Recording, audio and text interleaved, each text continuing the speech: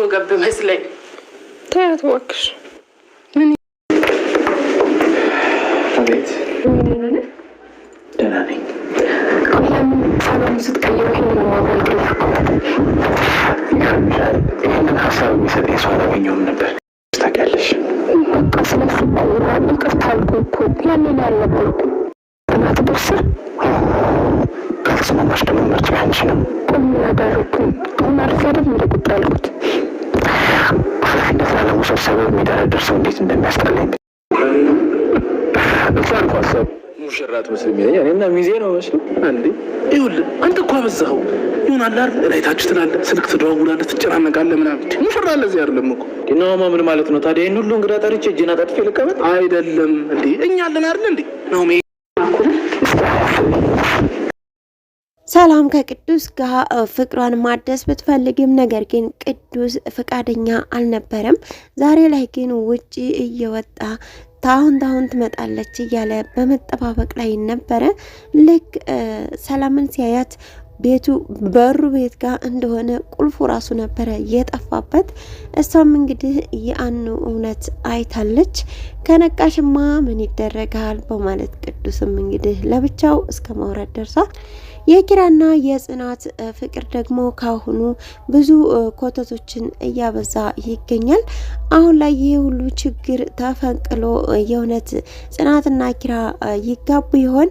ሰላም ጤና ይስጥልኝ ውድና የተከበራችሁ ተመልካቾች እንዴት አላችሁ?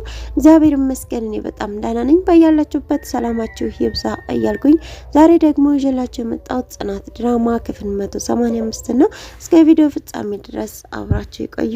ቅዱስና ሰላም መንገድ ላይ ተገናኝተው ነበረ። በቃ ተይኝ፣ አሁን የድሮ ነገር አይመለስም በማለት ቅዱስም እውነቱን ቢነግራትም ነገር ግን ሀሳብ ቀይሯል።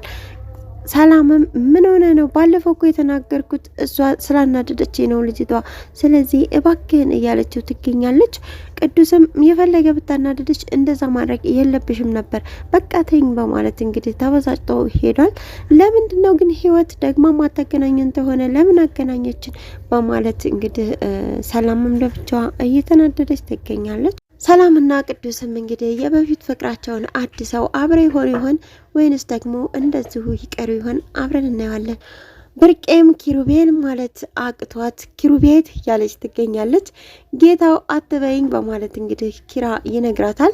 አይ ያው እኮ ላክብርህ ብዬ ነው እንደዚህ ሰው ላይ ተቀምጬ ምግብ ምንም ሳሊዝ በማለት ትነግረዋለች። ስራ አላገኘሽም እንዴ ደላሉ አልደወለም በማለት ጠይቋት ነበር። አይ አልደወለም በማለት ነግረዋለች። ኪራም እስከዚያ እስከ ሰርጉ ተቆየሽ እንግዳዬ ትሆኛለሽ በማለት እንግዲህ ጥሪውን አቅርቦላታል። እሷም በዚህ እጅግ በጣም ደስ ብሏታል። ጥላይ እየልከታል እንዴ ብቻህን በዚህ ፀሐይ እያለችውም ነበረ። ለምንድን ነው ደግሞ የምትከተይኝ ቢላትም ሙሽራ ፀሐይና ዝናብ ወደ ውጭም አይወጣም ስለዚህ ብላኛለች እንደዛ ቲና በማለት ትነግረዋለች። ኪራ እጅግ ነበረ እየሳቀባት። ኪራ እንግዲህ ዘመዶቹን እንዲሁም ጓደኞቹን እየጠራ እየሰበሰበ ይገኛል ለሰርጉ ማለት ነው። እንዲሁም ሶሲ መታለች ተመልሳ። ሶሲ እንግዲህ ሶሲ ጽናት እንዲሁም ቤቲ ሶስቱም እንግዲህ መከራቸውን ሲያው እንደቆዩ የማንረሳው ትውስታ ነው። አሁን ላይ ግን ሶሲ ልጇን ወልዳ እንዳደስ እንግዳ ሆና ለሰርግህ አጠራኝም ወይ በማለት እንግዲህ ከእናቷ በሰማችው ጥሪ መታለች። በመጣችም ሰዓት እንግዲህ ቅብጠቷም አለቀቃትም። ልክ እንደ ድሮ እየቀበጠች ትገኛለች። በር ስታንኳኳ ራሱ ማነሽ ደግሞ አንቺ በማለት ነበረ ቲና እየተናገረቻት። እሷም ምን ትመስላለች በማለት እንግዲህ የቲና ጸጉር ሁሉንም እያስደነገጠ ይገኛል። በተለይ አዲስ ሰዎች ሲያዩ ምንሽ ነው ይሄ የምን ጫካ ነው እያሉ ይቀልዱባታል። እሷም አትገቢም በማለት ብትናገራትም እንዳልጨርሳችሁ ስትል አይ ምናልባት ሻንጣ ውስጥ መሳሪያ ሳትዛቀርም በማለት እንግዲህ ያስገቧታል። ሲያስገባትም እንግዲህ ሻንጣውን እናንተ አምጡት በማለት ነበረ የተናገረችው። ለሁለት አልችል ብለውት በግድ ነበረ ተሸክመው ወስዱት። ታሪ ይሄ ነገር ውስጡ ሰው አለው መሰለኝ እስከ ማለት ማለት ነው።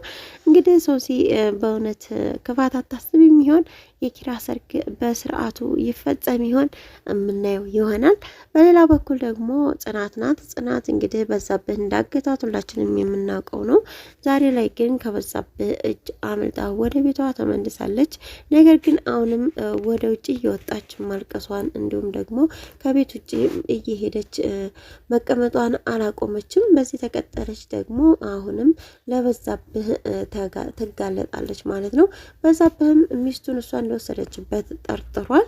ነገር ግን ጽናት የምታውቀው ነገር የለም ነበረ።